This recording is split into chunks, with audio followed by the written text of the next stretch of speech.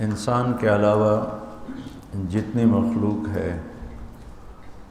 وہ زندگی گزارنے کا طریقہ ماں کے پیٹ سے سیکھ کر آتی ہے. ہر مخلوق. ربنا الذی اعطى كل شيء خلقه ثم هدى. رب وہ ہے جس نے ہر چیز کو پیدا کیا اسے ہدایت. تو دنیا میں جتنی مخلوقات ہیں، نباتات ہیں، حیوانات ہیں، پرندے ہیں، انہیں صحیح طریقہ زندگی گزارنا سیکھنا نہیں پڑتا. ان کا آٹو پہ چل رہا ہے سارا. جس جانور نے دودھ دینا ہے وہ آٹو پہ لگا ہوا ہے، اس نے دودھ دینا ہے. جس نے بچہ دینا ہے، کس نے انڈے دینے ہیں، کس کے منہ میں زہر بنے گا، کس کے پنجے ہوں گے، کس کے نوکیلے دانت ہوں گے، کس کے پر ہوں گے، کس نے گوشت کھانا ہے، کس نے پتے کھانے ہیں، کس نے کیڑے کھانے ہیں. ایک کتا نما جانور چونٹیاں کھاتا ہے، چونٹیاں. تو اس کو اتنی طاقت اللہ نے دی ہے کہ وہ زمین کو سونگھتا جاتا ہے. تو جہاں نیچے چونٹیوں کا گھر بنا ہوتا ہے وہاں وہ کھدائی کرتا ہے اور پھر اپنی زبان سے چاٹ چاٹ کے وہ چونٹیاں کھاتا ہے. سی برفانی ریچھ ہے انٹارکٹیکا میں، وہ وہاں کا جو عجیب سا جانور ہے پانی کا وہ اسے کھاتا ہے. وہ اوپر برف جم جاتی ہے تو برف کو سونگھتا ہوا جاتا ہے اور نیچے تک اس کا ناک خوشبو کو محسوس کرتا ہے اس جانور کے، اور برف کو توڑ کے نیچے منہ مار کے نکالتا ہے. تو اسی طرح ہر مخلوق کو اللہ تعالیٰ نے اپنی زندگی گزارنے کا صحیح طریقہ آٹو پہ لگا دیا. انسان کا چونکہ پیپر ہے، یا یہ آخرت میں ناکام ہے یا کامیاب ہے، تو اس کے اندر دونوں سسٹم چالو کر دیے. یہ باہر سے لیتا ہے. اللہ تعالیٰ نے ہمیں یہ جو کتاب نصیب فرمائی ہے ہمارے نصیب میں، ان ھذا القرآن یہدی للتی ہی اقوم، کیسے زندگی گزاریں کہ دنیا میں بھی کامیاب ہو جائیں، آخرت میں بھی کامیاب ہو جائیں. تو قرآن کا دعویٰ ہے کہ میں تمہیں وہ راستہ بتاؤں گا جو سب سے صحیح اور سیدھا ہوگا. اس کتاب کے علاوہ کائنات کی کوئی کتاب نہیں جو یہ دعویٰ کر سکے. حدیث پاک قرآن ہی کا حصہ ہے کہ قرآن کی تعبیر، تشریح میرے نبی پاک صلی اللہ علیہ وسلم کی زبان سے نکلے ہوئے کلمات ہیں. لہذا قرآن اور حدیث کا تو ایک ہی حکم ہے. تو دونوں مل کر یہ دعویٰ کرتے ہیں کہ اگر یا ابا سفیان، میرے نبی کی حدیث یاد آ گئی اس آیت کی مناسبت سے. قرآن کہتا ہے ان ھذا القرآن یہدی للتی ہی اقوم. صرف ان ھذا، صرف یہی قرآن تمہیں راستہ دکھاتا ہے جو سیدھا ہے اور کامیابی تک لے جاتا ہے. اسی کو میرے نبی نے یوں بیان کیا، یا ابا سفیان جئتکم بکرامت الدنیا والآخرہ. ابو سفیان جئتکم بکرامت الدنیا والآخرہ، میں تمہارے پاس دنیا اور آخرت کی عزتیں لے کر آیا ہوں، کامیابیاں لے کر آیا ہوں. تو وہ آیت اور یہ حدیث مل کر ایک تصویر پیش کر رہے ہیں کہ کامیاب زندگی گزارنے کا طریقہ کہاں سے ملے گا. کسی کالج سے نہیں، کسی یونیورسٹی سے نہیں، انسانی علوم جو بے شمار بن چکے ہیں اس میں نہیں، بلکہ یہ اللہ کے بھیجے ہوئے علم میں، جس کو اللہ کہتا ہے انہ لقول فصل وما هو بالحزل. یہ فیصلہ کن ہے، اس میں کوئی تبدیلی نہیں آ سکتی. تفصیل الکتاب لا ریب فیہ، الف لام میم ذالک الکتاب لا ریب فیہ لا یاتیہ الباطل من بین یدیہ ولا من خلفہ. اس کو کسی طرف سے بھی کوئی غلط چیز اس کے قریب سے بھی نہیں گزر سکتی. اس کے اندر کہاں سے آئے گی، اس کے قریب سے بھی نہیں گزر سکتی. تو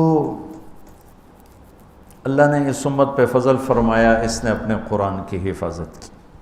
اور اپنے نبی کے فرمان کی حفاظت کی۔ ہم تک کسی نبی کی امت نے نہ اپنی کتاب کی حفاظت کی، نہ اپنے نبی کے فرمان کی حفاظت کی۔ ان انبیاء کے فرمان تو ہیں ہی نہیں ان کے پاس، جو کتابیں ہیں وہ ٹرانسلیٹڈ ہیں، وہ پتہ نہیں ہے کہ اس کی اصل کیا ہے، ترجمہ سامنے پڑا ہوا ہے، اس ترجمے کا کیا اعتبار ہے کہ یہ اسی کتاب کے مطابق ہے جو عیسیٰ علیہ السلام پر آیا تھا، پر اتری تھی۔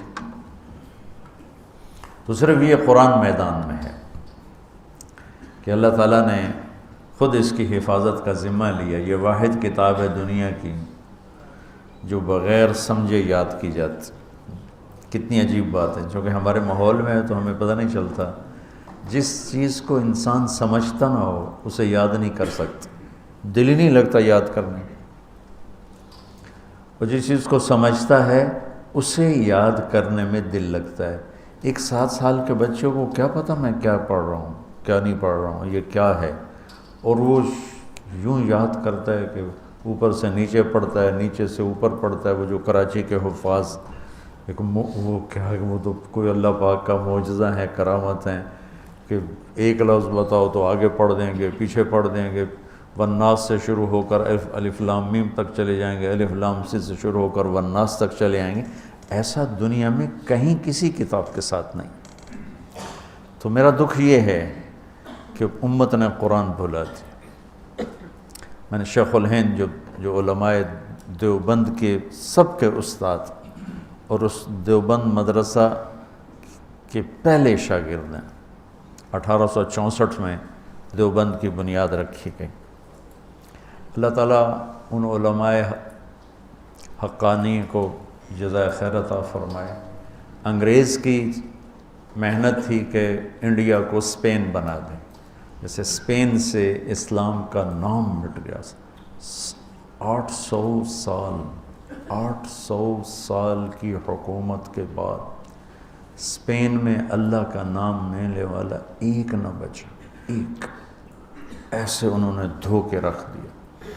اور وہ قرطبہ کی جامع مسجد جہاں علامہ قرطبی جیسے بیٹھ کے تفسیر بیان کیا کرتے تھے، وہ ساری گرجا بنی پڑی، ساری صرف محراب کے پاس تھوڑی سی جگہ انہوں سے کور کی ہوئی ہے، بس اتنی جتنی یہ 2 پلر ہیں، تو ایسے کر کے انہوں نے باڑ لگا دی ہے۔ وہ محراب اپنی اصل جگہ میں بالکل درمیان میں انہوں نے گرجا بنا دیا، بت رکھے ہوئے ہیں، تصویریں ہیں، مسجد کے در و دیوار روتے ہیں، نوحہ گناہ ہیں کہ ہائے مسجد مرثیہ خواہ ہیں کہ نمازی نہ رہے۔ مرثیہ تو مسجد قرطبہ کا میں دیکھ کر آیا ہوں۔ تو انگریز کی یہ محنت تھی کہ یہاں سے دھو دیا جائے اسلام کو۔ اللہ علماء دیوبند کے درجات بلند فرمائے۔ 1864 میں پہلے یہ حضرات جنگ آزادی میں شریک ہوئے، اور شاملی جہاں علماء دیوبند نے جہاد کیا، حافظ ضامن شہید ہوئے اور کوئی بڑے بڑے شہید ہوئے، کچھ بچ گئے۔ وہ شاملی اب ایک بہت بڑا قصبہ بن چکا ہے۔ میں 89 میں وہاں گیا تھا، تو جب سیاسی طور پر پوری مات کھا گئے اور قوت ہاتھ سے نکل گئی، کیونکہ اپنے ہی جب غیر بن جائیں، کسی کی غداری سے ملک نہیں ڈوبتا، کسی ایک کی غداری سے۔ وہ ایک دیگ کا چاول ہوتا ہے، سارے ہی بگڑ چکے ہوتے ہیں، تب تباہی آتی ہے، تب غداری بھی اپنی قوت دکھاتی ہے، ورنہ ایک آدھ کی غداری سے قوم ہو تو اس سے کچھ نہیں ہوتا ہے۔ تو ذرا میر جعفر نہیں، سارے اسی کا شکارہ بن، میر صادق نہیں، سب ایسے ہو چکے تھے۔ تو وہ جنگ آزادی اپنوں ہی کا شکار ہو گئی۔ ایک رجب علی تھا، ایک نجف خان تھا، ایک الہی بخش تھا، ایک شجاع الدولہ تھا۔ یہ لوگ تھے جنہوں نے دلی کا راستہ صاف کیا انگریز کے لیے، تو اپنے ہی تھے۔ اس کے بدلے میں رجب علی کو انہوں نے اتنا سونا دیا کہ اس نے امبالے میں پورا ایک فوارہ سونے کا بنایا جس میں شراب نکلتی تھی۔ وہ کمبخت شام کو بیٹھ کے شراب پیتا تھا اپنے ساتھیوں کے ساتھ، کہ وہ پانی کی وجہ وہ شراب نکلتی تھی۔ تو اس طرح جب قوم ڈوبتی ہے، اس کے افرادوں کے ضمیر بک جاتے ہیں، تو پھر ملاح کشتی کے پھٹے ٹوٹ جائیں تو ملاح کہاں پار لگائے گا اسے؟ تو ہندوستان کی قیادت اور وہاں کی جو ریاستیں تھیں وہ اپنی استعدادیں ختم کر چکی تھیں، تو اللہ تعالیٰ نے چند لوگوں کے دل میں ڈالا کہ اب اسلام کو بچایا جائے، اب پھیلانے کی بجائے بچانے کا فکر تھا۔ تو 1864 میں مولانا قاسم صاحب نانوتوی رحمۃ اللہ تعالیٰ علیہ نے دیوبند میں ایک چھپر ڈالا، مسجد بنائی بغیر چھت کے، اور ایک چھپر جس میں ایک طالب علم اور ایک استاد اور ایک انار کا درخت۔ 89 میں وہ انار کا درخت میں دیکھ کے آیا تھا، وہ 1864 اور میں گیا تھا 1999۔ 100 سال سے اوپر انار کا درخت 15-20 سال کے بعد خشک ہو جاتا ہے۔ ہم تو ہمارا باغ تھا انار کے، والد صاحب نے لگایا تھا، ہم تو سنبھال ہی نہ سکے، پھر ہم نے اکھڑوا دیا سارا۔ تو وہ 15-20 سال سے اوپر انار کا درخت نہیں آتا، خشک ہو جاتا۔ تو اس انار کو 100 سال سے اوپر ہو چکا تھا اور وہ سر سبز کھڑا ہوا تھا۔ چھتے والی مسجد کہتے ہیں جہاں، وہ مولانا سید خان صاحب، میں اور کچھ اور ان کے ساتھی ہم وہاں دیوبند گئے تھے، تو وہاں وہ انار کا درخت دیکھا تھا تھوڑا سا، اور بعد میں پتہ نہیں کس کے دل میں آیا کہ یہ تو لوگ اس کی اب وہ کوئی عقیدت میں پتے لے رہا ہے، کوئی کچھ لے رہا ہے، انہیں کاٹ کے پھینک دیا۔ میرے جی میں تھا کاٹتے نہیں، ویسے اس کی حفاظت رکھتے تھے، ایک تاریخی چیز ہوتی، یادگار ہوتی، جب تک کھڑا رہتا، اتنا غلوب بھی ٹھیک نہیں ہے۔ تو 1864 میں استاد کا نام محمود احمد اور شاگرد کا نام محمود الحسن،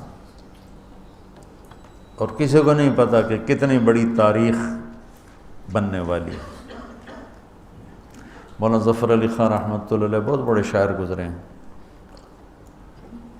زمیندار اخبار نکالتے تھے، ان کا شعر ہے: شاد بادو شادزی اے سرزمین دیوبند، ہند میں تو نے کیا اسلام کا جھنڈا بلند۔ ہندوستان تو بدعات اور رسومات اور جہالت علم سے مناسبت ہی کوئی نہیں تھی، سب پیروں فقیروں، جو جاہل پیر فقیر تو ہمارا سرمایہ ہیں پر جو صحیح ہوں، لیکن وہ جاہلوں سے جڑے ہوئے تھے۔ تو شاہ ولی اللہ رحمۃ اللہ علیہ پہلی ہستی ہیں جو انڈیا میں حدیث کو لائے، ورنہ فقہ اور منطق مجھے آج تک سمجھ میں نہیں آیا کہ منطق کی ضرورت کیا ہے علم دین کے اندر، مجھے نہیں سمجھ میں آیا۔ یا لیت شعری، کوئی مجھے سمجھا دے۔ تو شاہ ولی اللہ رحمۃ اللہ علیہ پہلی ہستی ہیں جو حدیث کو لے کر آئے، اور لہذا جتنے یہاں حدیث کے سلسلے میں شاہ ولی اللہ پر مل جاتے ہیں، مطلب میرا سلسلہ محمد عبداللہ، خیر محمد یاسین، جو میری قراءتاً ہے، ایک ہے اجازتاً، وہ بھی بتاتا ہوں۔ محمد یاسین، محمود الحسن جن کو شیخ الہند کہتے ہیں، محمد قاسم، عبد الغنی، محمد اسحاق، عبد العزیز، شاہ ولی اللہ، اور جو میری اجازتاً ہے وہ عزیر گل، محمود الحسن۔ اس طرح 3 واسطے بیچ میں نکل جاتے ہیں، میرے نصیب میں تھا عالی سند ہونا۔ عزیر گل، محمود الحسن، محمد قاسم، عبد الغنی، محمد اسحاق، عبد العزیز، شاہ ولی اللہ۔ شاہ ولی اللہ پہ دیوبندی، بریلوی، اہل حدیث سب کی حدیث کی سند ان پر آ کر اکٹھی ہو جاتی۔ تو اللہ تعالیٰ نے مولانا قاسم نانوتوی رحمۃ اللہ علیہ کے ذریعے سے 1864 میں ایک چھوٹی سی بنیاد قائم کی، جس کو اللہ تعالیٰ نے اتنا بڑا درخت بنایا کہ انگریز کی ساری سازش ناکام ہونے کے پیچھے دیوبند اور اس کے علاوہ اور جنہوں نے، صرف میں دیوبند کی بات کہوں تو یہ ناانصافی ہوگی، دیوبند اس میں سر فہرست ہے، اور سر فہرست میں بہت اوپر ہے، اور باقی مخلصین نے جو محنتیں کی تو اللہ تعالیٰ نے یہاں اسلام کو باقی رکھا، اور آج ہم اس خطے میں مسلمان بن کر زندہ ہیں۔ یہ اس وقت کے ان مخلصین کی محنت ہے جس میں علماء دیوبند کا ایک بہت نمایاں کردار ہے، اور ہم انہی کے شاگردوں میں سے ہیں۔ اہل السنت والجماعت کی ترجمانی جو انہوں نے فرمائی اور کی، ہم اس کو زیادہ صحیح کہتے ہیں، اور باقی سب کا احترام کرتے ہیں، سب کو عزت دیتے ہیں، سب کے لیے اچھے جذبات رکھتے ہیں، کسی کے لیے نفرت، کسی کے لیے کفر کے دعوے کرنے سے ہم بیزار ہیں اور بری الذمہ ہیں۔ تو شیخ الہند رحمۃ اللہ علیہ کی میں بات آپ کو سنا رہا تھا، یہ پہلے استاد بنے، پہلے شاگرد بنے، پھر پہلے استاد بنے، پھر یہ شیخ الحدیث بنے۔